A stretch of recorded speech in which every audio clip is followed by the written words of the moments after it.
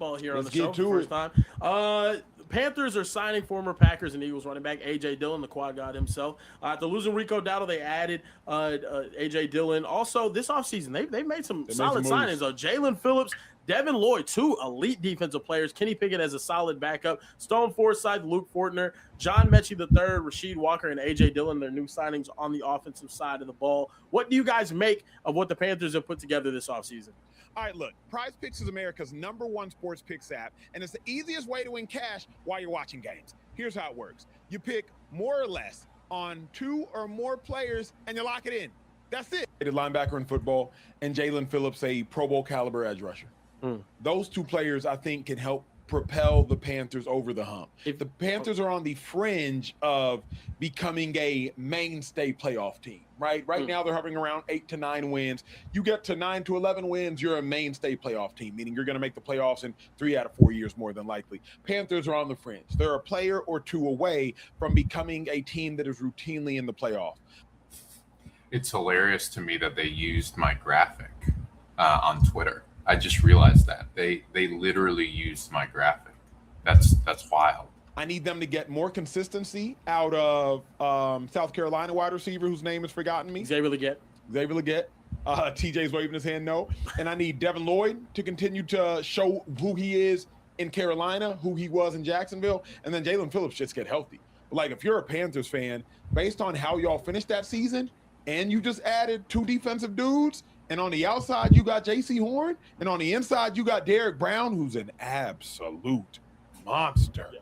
You got to feel good. TJ, how would you grade this these offseason signings? I actually like it.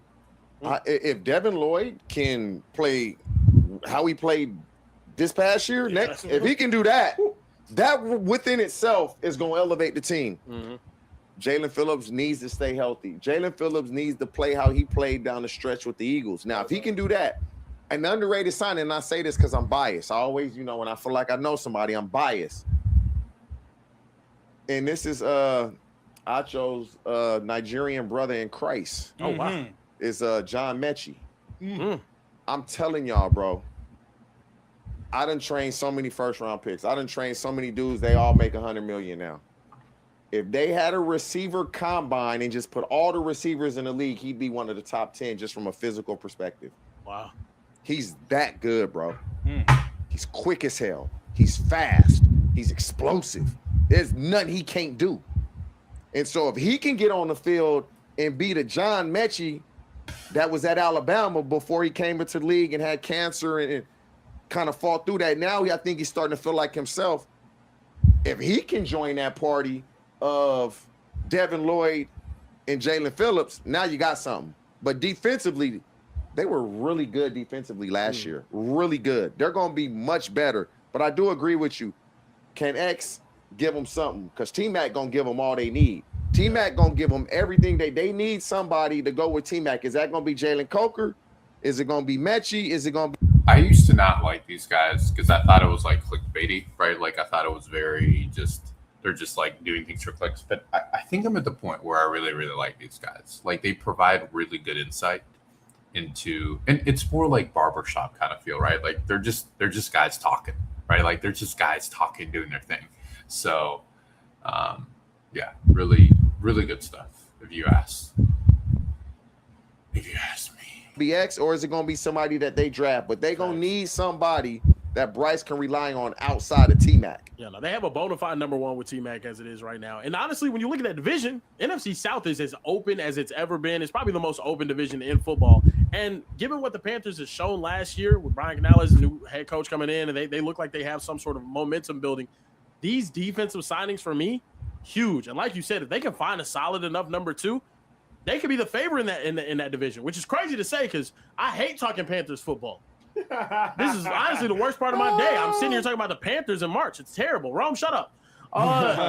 It could be the favorite. I'll say Bucks. The Falcons are the team the favorite. Saints, Bucks, Falcons. I would say could be. The Falcons should be the favorite. Have you all seen what the Falcons have done? The Falcons should most definitely not be the favorites. They should be. Mike They Evans will gone. be. They will be the favorite. Yeah, like they the Panthers are the Panthers are the favorite in the NFC South. Period. Like, it is now, in my mind, the Panthers division. I agree. Like the Falcons, uncertainty at quarterback. Uncertainty with the Falcons at quarterback. The Bucs have hit their ceiling. They've hit their window with the departure of Mike Evans. I think the team has plateaued, and the Saints are still a year and a half away. So it's the Panthers division in the NFC South. You already had Derek Brown on the first level. Now on the second level, you have Devin Lloyd. Now at the third level, you have J.C. Horn. So at every single level, defensively, Panthers check, check, check. You got a bona fide wide receiver 1. You have all the talent in the world. He just has to materialize as a wide receiver 2. You got a competent and a solid running back room, and you have a quarterback who has shown you when it matters most, he can get it done. He has to be more consistent, but when it matters most, he can get it done. I think it's hilarious that people think the Saints are going to win this division. The Saints are going to. That's who the national media pick is, by the way. Everybody thinks the Saints are going to win this division. That's who the media is telling you it is. They're obsessed with Tyler, and they're saying that he's going to win the division. Just so we're all on the same page. I'm excited about the Panthers. They were competitive. Yeah, I like what they're doing. I really do. And it was crazy. So we're at the combine, and I was just kind of bored, and I was like, oh, let me go to the gym and work out. Dude, I swear to God, no lie. It's like 12 people from the Panthers organization in there working out. Coaches, trainers. I'm like, damn. I seen Dan Morgan. I'm like, you make everybody come here and work out? He was like, nah, this is what we do. I mean, I was just in there, and they just come in 30 minutes out. I was only in there like an hour and a half. I probably seen, realistically, like 8 Panthers employees in there working out. So they doing something right. They moving in the right direction. Do you doubt, Kieran, that the Panthers are the best team in the South? Because you mentioned the Falcons. I think the Falcons have style or substance. Or here's another choice. Don't stop until you have everything in the GMC Sierra Denali Ultimate. We are professional grade. that defense, though. I think that makes the difference, though. I would say the Panthers are the best team. The Falcons' offensive skill position players, I think now having Stefanski, you believe in him. I don't know how I feel about Stefanski, but I think they're going to be a new look team that is going to be more offensively explosive this season, possibly getting more guys involved. But I would say the Panthers making these defensive adjustments. I think J.C. Horn is a top 3 corner in the league. Devin Lloyd last year, best coverage linebacker in the NFL. Right. And really honestly, in my opinion, by a wide margin, he was unbelievable last season. Now, Jalen Phillips, you get that elite pass rusher as well to go along with an incredible interior player, Derek Brown. Panthers are made. If they can run the ball at the same level, I think it's fair to say they got a top 5 D tackle in Derek Brown. Somebody correct me if I'm wrong. You got a top 5 cornerback in J.C. Horn. Somebody correct me if I'm wrong. Mm-hmm. And given that there's no really outside of Fred Warner who was hurt last year, elite linebacker, you could make the argument that you have a top 5 linebacker in Devin Lloyd. He was top 5 last season. Last year, Fred Warner's been that since he's come in. Fred is last year. Yeah. Yes, Devin Lloyd was top 5. Yeah, yes. You looking. I want to see what Jacksonville Jaguars fans say at the end of this year, because if you remember, the Jaguars did not extend Devin Lloyd. They did not think that Devin Lloyd was good enough to be extended. And then, this year they regretted it a little bit. But I think Devin Lloyd it's going to be interesting because he is most definitely worthy. I think he's probably thinking, I'm most definitely worthy of an extension here. Like, what are we doing? Like, I need to, like, it's, yeah. At a top 5 back or a top 5 corner, a top 5 tackle, like, come on now. And Jalen Phillips, is he healthy? He's a top 10 pass rusher. Yeah, if he's healthy, he's top 10 pass rusher. My issue is this, bro. Do we trust Bryce Young? I agree with exactly what you said. He needs to be consistent, because when they needed him in crucial moments last year, that last drive, get us a field goal range or win the game, he was doing that. Do it, bro. He was doing that. Do it. It's, can you now consistently play like the Bryce Young we seen at Alabama? Mm-hmm. Can you play that way? And I believe once Bryce gets his confidence, he had so much confidence in T-Mac. That's why T-Mac had a great year. Yeah. Sometimes you just throw the ball up. if he can get another receiver that he has that type, losing Rico Dowdle, that's gonna hurt him. Can AJ Dillon replace that? Are you sure your tax expert is right for you? Switch to TurboTax Full Service. You'll be matched with a TurboTax expert and get real-time updates on their progress, and you get your best outcome guaranteed. Switch to TurboTax Full Service. Asia, Paige, what's your pregame ritual? Mine? Sour candy. Was like if a player you absolutely love is dropping in the mid rounds this year, toss him the 7th we got for Andy and move up 5 spots or whatever to go get your guy. That's a possibility as well. So those are some real pieces of news. I don't know. It is still kind of news. It comes from a Carolina Panther, JJ Jansen, the long snapper, which is where I always go for my draft insights. The team's long snapper. Tweeted this out in response to the Jalen Waddle trade. So Jalen Waddle was traded from the Dolphins to the Denver Broncos, just in case you missed it. Big trade, by the way. There's first rounder moving, bunch of mid-round picks. Big trade. JJ Jansen, the Panthers long snapper, tweeted this, and I think it's a good thought. Waddle trade shows the value of drafting your wide receivers in the first round. Top guys never get to free agency, so the only way to acquire the best is to draft them or trade for them. And that's an interesting way to think about it, right? Because I've always been a big fan of taking premium positions in the first round if it at all makes sense, right? I'm not saying like take the 57th guy on your board because he plays left tackle over the 3rd guy on your board who happens to play safety because you like left tackle more than safety. Not saying that. But if it's at all close, it's just a huge value to get the cost-controlled rookie contract at the most expensive positions: corner, wide receiver, quarterback, edge rusher. And we're seeing a little bit more of, interior offensive line and things like that creeping up. But I've always been a fan of that. Now, I guess what JJ is hinting at here is there might be a hierarchy within the premium positions based on how scarce they are or how many a team could use, so they don't let them get to free agency. And he is right. Like stud wide receivers don't get to free agency often. They get paid, and then they could perhaps be traded, or they'll just stick with the team that paid them. Edge rushers, which I think is seen as a more premium position, do hit free agency, as we just saw. Jalen Phillips, obviously. Hendrickson, right? They do hit free agency. So I guess within those premium positions, you might put a position like wide receiver. Obviously, quarterback's always the outlier and always ahead of everything if there's one you like. But you might put, I would say, corner and wide receiver at the top of that list because you so rarely see them go in free agency, so you can't solve that in free agency. Which leads me to, should the Panthers go wide receiver? 19th overall, should they go wide receiver? Which I think just like shock factor, like makes. Here's the thought on wide receiver for Carolina. I actually don't see anything on the timeline that tells me that the Panthers are not interested in going wide receiver.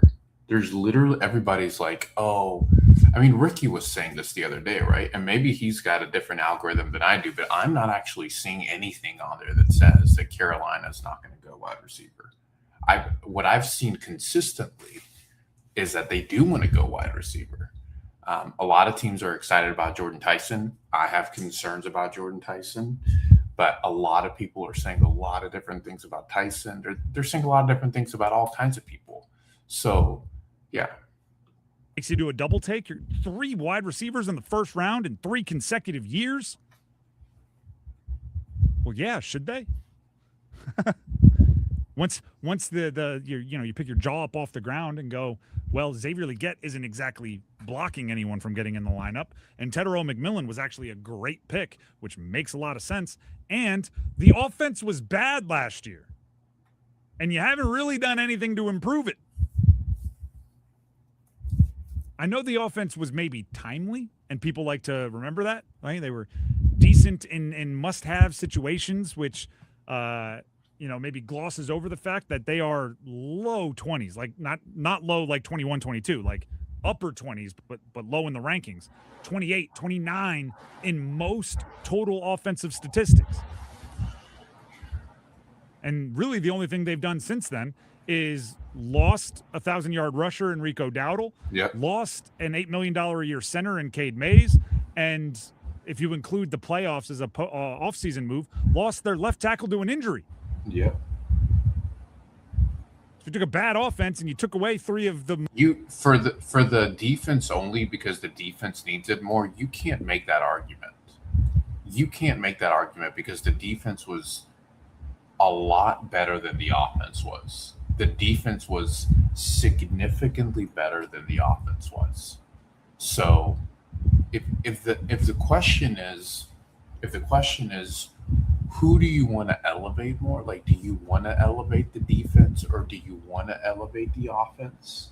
I mean, it's like you want to elevate. To me, you want to elevate the offense. Now, in the first round, I think for me, like in the first round, you want to essentially take up the people that you want to take up. It's about best player available. It's what all the organizations do. So, I mean, like, yeah. Most productive players from last year, maybe they do need an influx of talent. So maybe all that edge rusher first round stuff goes out the window with Jalen Phillips being brought in, and all that off-ball linebacker stuff goes out the window with Devin Lloyd being brought in. And you go, yeah, pass the ball, pass catcher, wide receiver, because we aren't going to get one any other way. I know they got John Mechie, and I actually really like that hire or that signing, but that's a depth signing. If you want another dude, so you can go 3 dudes across with McMillan, enter number 19 overall pick, and Jalen Coker, that might be the only way to do it.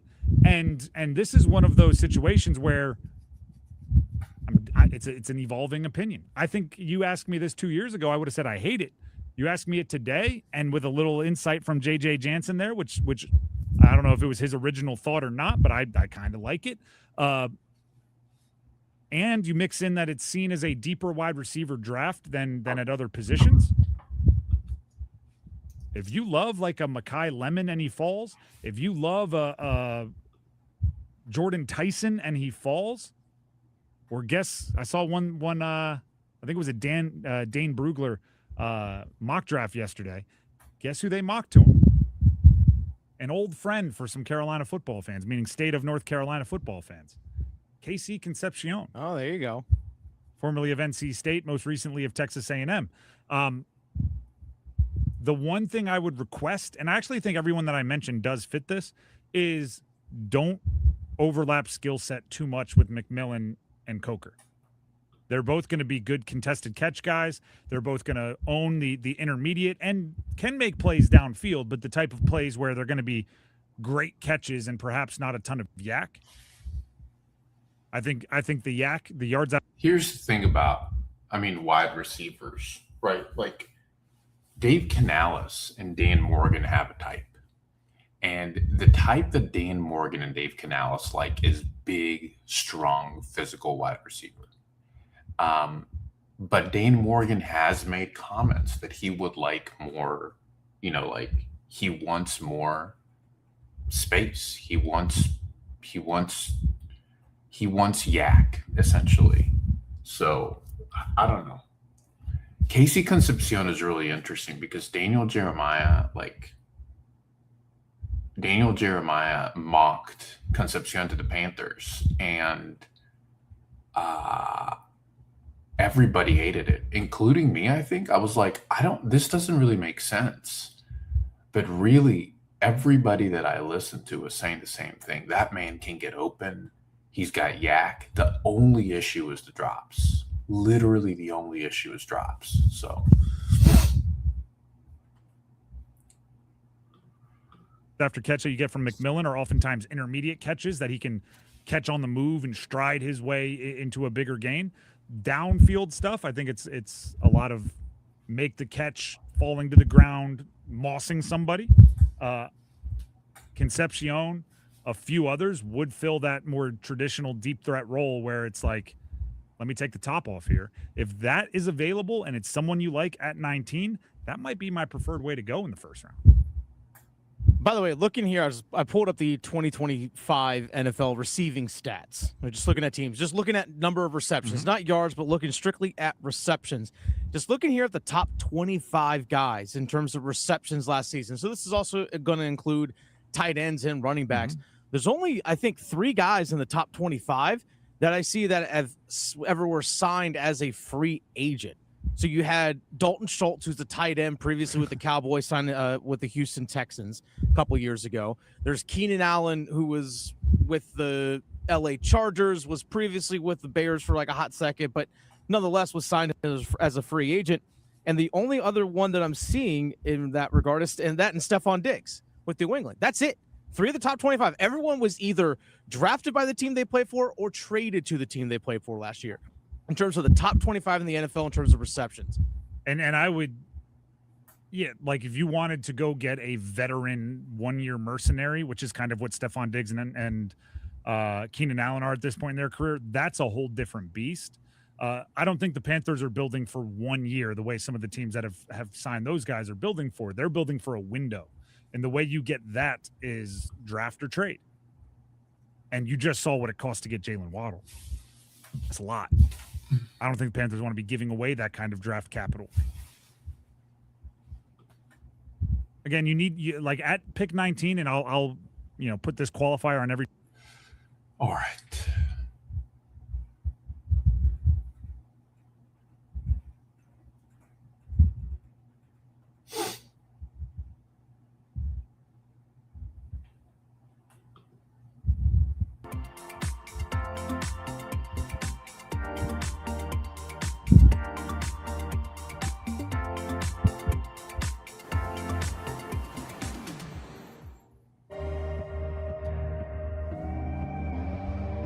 Design you feel in every move guy. It's a good player. Hello and welcome back to Football 301. Great show for you today. At the start of the show, going to start with a little news that happened. It's one of the biggest. I'll round this out. So he's like kind of one of my more favorite day 3 guys. And then Adam Randall from Clemson, the converted receiver. Actually like for you with your tight end 1. Who are some other names though you're looking at as kind of this glut of prospects? There's a lot of guys I like in this class if I just want to do my shorthand version, but me stacking them up, this is going to take me until the week before the draft to figure out how I'm going to stack these guys up. So I'm curious if you kind of have gone through the same process. I have. Going back to summer, when I started this group last summer, it was kind of like, okay, and then you added a ton more in this year, and I find myself moving them around all the time. I have Sadiq at the top like you. That's not the surprise. Sam Roush from Stanford, if you're a team that plays plenty of 12 and you have an extra 3rd or 4th round pick this year, like just take one of these guys and see what happens. You absolutely should accumulate that kind of capital to this position. You start with Roush, who had the big combine. He's someone that he's got the big body. Over the last 2 years, he's played over 1,000 snaps in line. So unlike a lot of college tight ends that are productive, he actually, in my opinion, is playing the position like a pro right now. I love how he rumbles after the catch. I mean, 6.5 yards after catch per reception. That was 70th percentile at this position. You wouldn't think of that for this inline blocking type. And I know he's got the short arms, but high effort, active hands, like he makes the most of that.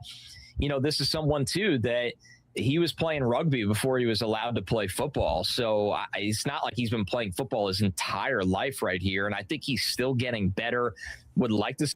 They're going to talk about Sadiq, and I'm really, really interested in what they say about Sadiq.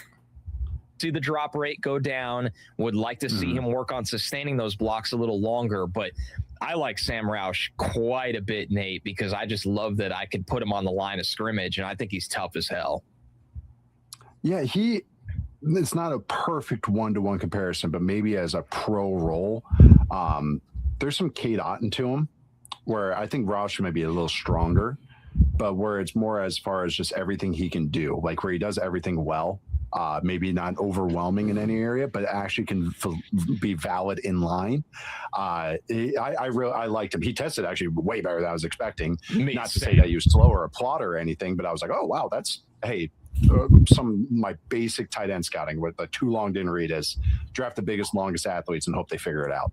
Like that is like when it comes down, when you get outside the top guys, that's kind of what you're getting to when you get to round 3, round 4. And I wish he had the length, because sometimes as a blocker, he's got great pop. You can see the explosiveness. He's always going to the right guy, just falls off, guys that are longer, as he's trying to sustain. That's where you can see the long, and sometimes when he's a route runner, some press and they both talk about this, but they're both lower on Eli Stowers than consensus, and I think the Eli Stowers conversations have gotten out of hand. Like I think the Eli Stowers combo are way out of hand.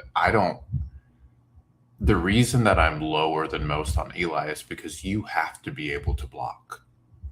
Unless you're converted, like unless they full out convert you to a wide receiver, which if that's the case, maybe, but like you don't have to be a great blocker, but you have to be like an okay blocker. And he's not either of those to me. So those are my thoughts on that. Maybe a longer safety can give him issues, like getting off of that, or getting off kind of maybe contact as a route runner. But just having said all that, there's strength and pop as a blocker, and you can just use him. Like there's a role for him somewhere in this league, and that's kind of how I kind of ended up on him. Another guy that, like you said, there's like, I'll give my quick thoughts on Sadiq. Fast, quick, explosive, has some concentration drops. Gritty blocker though, or willing blocker, even if I think he's maxed out size wise, I think he is completely just capped out as an athlete. So it is what it is. Like 241, he probably can get to 243, but I don't think there's much room to grow here.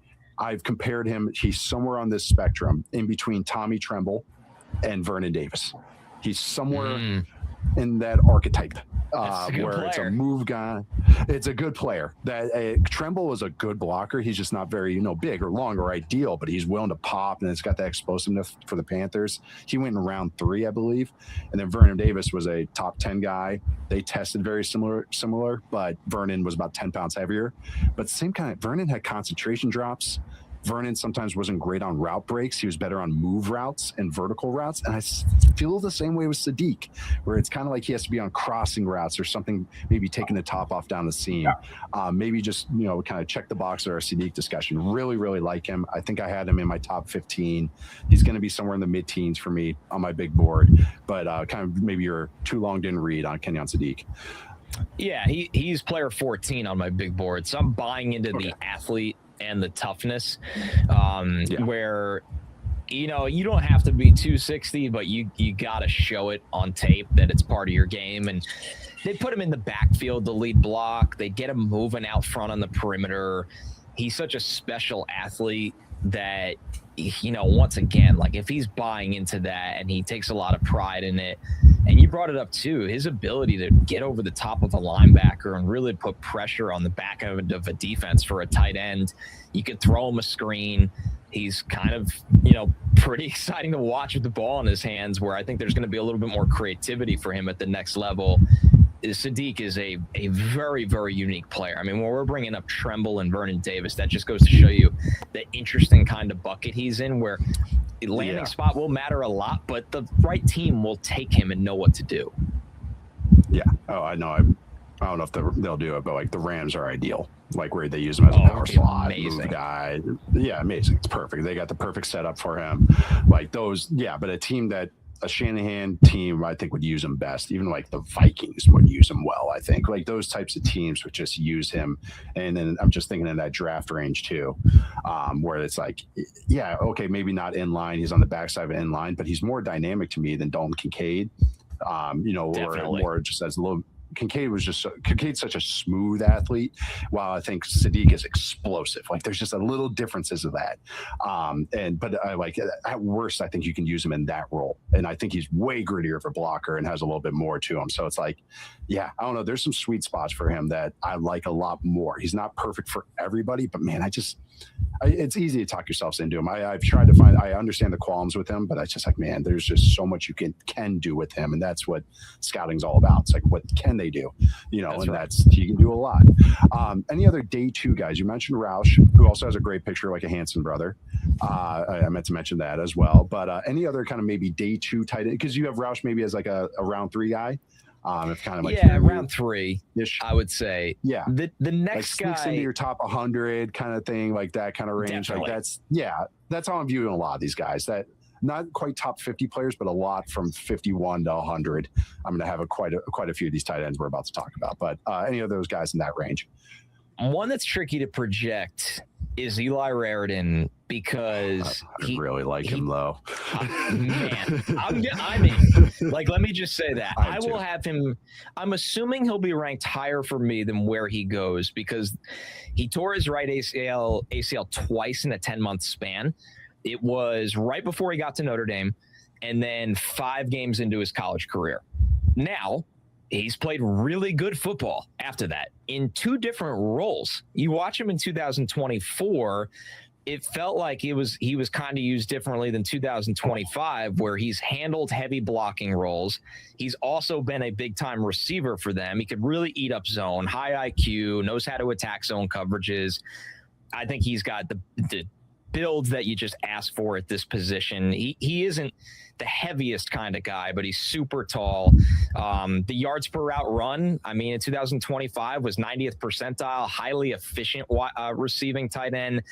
The strides just cover so much turf. He climbs over linebackers. He's got good change of direction at that side. Can you imagine if the Panthers selected in back-to-back year day 3 tight ends from Notre Dame? Like, what would happen? Guys, too, where this is a pretty damn good athlete. He's obviously tested like a really good athlete, and massive hands. He's got 719 snaps on the line of scrimmage over the last 2 seasons, so he's played on the line of scrimmage. He's been asked to block a lot. I'm not going to pretend to be the doctor here and talk about the longevity, but Raritan, he was my tight end 2 on my early rankings. He's now still my tight end 3, only behind Sadiq and Roush. Okay. He's battling for 2 for me. He's just grown. I mean, I was aware of him because I was watching Evans last year. And then, like you said, it's a different role this year. And it was nice because that was more off ball, if I remember. I really like Evans too, by the way. Mitchell Evans, who's with the Panthers now. 2 Panthers tight ends references. No, but I Tommy Tremble and Mitchell Evans. A lot of ACL talk too. Yeah. Maybe something going on in South Bend. No, but Raritan, man, he tested great. He got length. He's got almost 33-inch arms. Like you said, huge hands. So he's thick. And he tested well. Like explosive, got real strength, even with the longer arms. He has actual every down inline ability, but enough athleticism to attack the seam. Good hands. I really, the biggest note I had on was how well he can adjust for the football, and good strength. And not saying he's like, oh my God, George Kittle every play as a blocker, but their flashes are there. And the want-to's there. And it's one of those where at 6'4", 6'6", 245 with those long arms, I can easily project him to gain 7 to 10 pounds. Like, that's just kind of the math you can easily do with this. And so I really like him. He's battling for TE2 for me. I view him as, he didn't make my top 50, but it's kind of that next tier of guys that maybe just make it. Like I said, I have a whole group of guys with round 3 grades. That's how I look at Raritan. These are the guys that make it. Like, again, biggest, longest athletes, but he has enough real football that's like, this guy's now a project. It's like he has flashes as a receiver, flashes as a blocker, has the want to, has the smarts, can kind of check all the boxes of a modern tight end. Like you said, actually can make some guys miss, which is such a more important ability with all these checkdowns that are happening with the, defenses are daring checkdowns to happen and daring a tight end to get 8 yards on a checkdown. If you can get it, that's a weapon. So yeah, he's been really battling for me. So I'm kind of glad to hear that you like him as well. I haven't really gotten to talk about him much. He's built like a guy that just got paid in Charlie Kohler. Very, very similar build. Yeah, they are just like, actually, what are Kohlers? Yeah, that's a football 301 favorite. I'm glad he actually got paid because I hyped him up for about 2 weeks. 252. He's got a little longer arms. They got the big hands.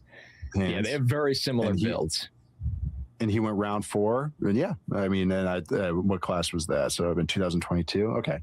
So yeah, no, I think, yeah, that's a great comparison. And that's the type of role. And I think he's got a little bit more juice as a receiver. And, Calais hasn't really gotten to show that because of who else there's there. No, that's a great comparison. Or Cole Kmet, actually, was another one. Right. Kind of that another Notre Dame guy. All right. So other tight ends maybe that you look at in this tier, kind of that top 50, top 52, top 100-ish kind of tier.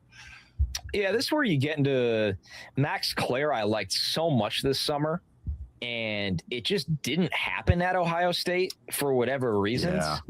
Which is tricky. You watch him over summer classic at Purdue. Tale of the disappointing to Ohio State tight end.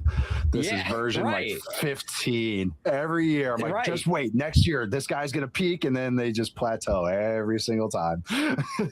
I thought this was the one. Watching him at Purdue, I was like, do we have our next Sam Laporta kind of player? When you look at the build, you look at the routes, quickness, once again, a good understanding of how to attack coverages.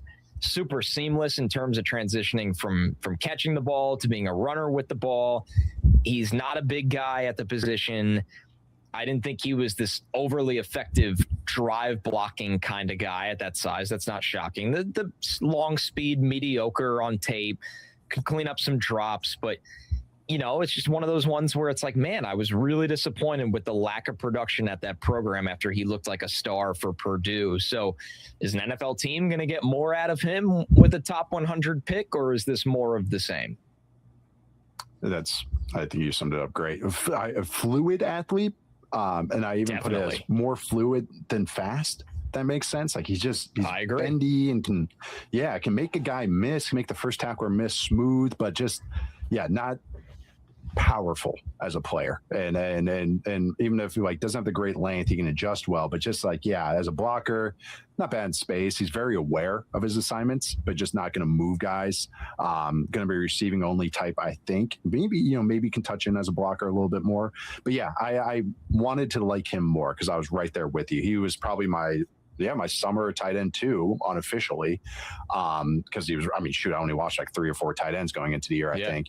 And and I kind of just didn't see that next step. So he kind of underwhelmed me but I still liked him, but he'll end up kind of more of a, if I were to do a top 100, more of the bottom of that top 100 as opposed to the top of that, or past the mid tier or something like that. I kind of have him a little bit below because I just don't see that inline ability. You maybe there's a lot of good, interesting receiving tight ends. Justin Jolie from NC State, Daquan Wright from Ole Miss, Eli Stowers from Vanderbilt. Any of these guys that maybe you want to touch on, Michael Trigg from Baylor. Any of these kind of maybe I view them more as day 3-ish, maybe sneak into that kind of maybe early or late round or day 2-ish, but any of these guys you maybe want to touch on. Well, I think Stowers is getting attention because of the borderline historic workout. I haven't moved him a ton since then because I don't think he's landed from his vert. I think he's still up in the air. So that made some noise. Kind of the Jonnu Smith necessary role for this player. Not typically the player I gravitate towards at this position, but I understand why there will be a lot of hype. I don't have him in my top 5 tight ends right now, which is why I kind of want to transition. The guy I'm interested in, you brought him up in Daquan Wright. Daquan Wright doesn't get a lot of attention. He's got good size. He's a good athlete. 27 of his 36 catches this year went for a first down. if you want to lean into analytics with him, there's a lot to like there. 87th percentile separation percentage, 81st percentile yards per route run, 99th percentile yards after catch per reception. So when they threw him the ball, that's what stands out about him. I mean, a moose in the open field where it's like, I don't really want to have to tackle this guy. And, he's fast in the open field now too. So, and you know what? This is where grading can get a little funky when you look at blocking grades by any system. Daquan Wright being asked to block defensive ends should not be graded the same way an F tight end blocks a 180-pound corner. That should not be quantified with the same number. So Daquan Wright, I thought, was a adequate blocker for the position considering his assignments. Skyscanner searches billions of prices from all our favorite travel sites in one place. We love to spring this on you. Get up to 50% off wildly comfortable shoes for 1 week only. After months of defrosting your eyes. Yeah, I'm with you. I liked him a lot more than I thought I would. He's a bit stiff-hipped, but you know what? He can roll. He's got explosiveness. I put it as he's got good pop as a blocker. Lacks great technique, but it's not bad. I actually thought he had some, good length and size. I think he could be okay in that area. They used him a little bit like how the Packers used to use Jermichael Finley, where they'd have him full block and lead up. And I don't know if that's a perfect comparison as a player, but yeah, they'd use him a lot like that a little bit. I said he almost has a little bit, almost like a Diet Coke Jared Cook, where he's long-legged. See that. And stiff-hipped, so it's like you don't want him turning on routes, but crossing routes, vert routes, stuff that gets him rolling a little bit. You almost use him like Quentin Johnston at tight end. Just get him really rolling a little bit. Yeah, like that was the kind of movement comparison a little bit. I liked him a lot too. I'm glad you brought him up. I'm being realistic of where I grade him, but of this kind of, there's a lot of this types, like just imperfect receiver type tight ends, but his stuff is real to me. Like Ole Miss's offense can be a little gimmicky, but his stuff felt more real and translatable, where I just think he can just do a little bit more at the next level. I'm not going to ask him to run Antonio Gates routes, but as an auxiliary target that can create a little bit, and you can use him as a third down blocker, use him as an off ball blocker. I kind of like that. Right. And also just, I like watching Ole Miss because I like watching Trinidad Chambliss. So that also helps too. They were an aesthetically pleasing offense to watch for their prospects this year, for sure. Yes, they were. Once again, like you get this guy with some momentum to run through people. Yeah, I just found myself higher on him than a lot of the popular names like Stowers and Jolie. Jolie's an interesting one because he's a contested catch king. He's got massive hands where it all makes sense. I don't know how fast he actually is, even though he generates separation. Yeah. Right? Like that was kind of... I'm glad you said that. You know where I see it is when he breaks on routes because he has really loose route breaks. And he can't he doesn't burst out of his breaks. I know that sounds so niche, but that's where I'm agreeing with you is he's an oozer is kind of the way I put it. Like there's not that suddenness to any of his movements. Yeah. Yeah. That's a really good way to put it. I mean, he converts contests. He's got great ball skills. He maximizes his catch radius. I think to me, and they don't talk about it, but Oscar Delp, let's look at some of the Oscar Delp tape because he had a ridiculous pro day yesterday. His pro day yesterday was legitimately insane. I don't think there's any tape, but you want to file free? Hit it.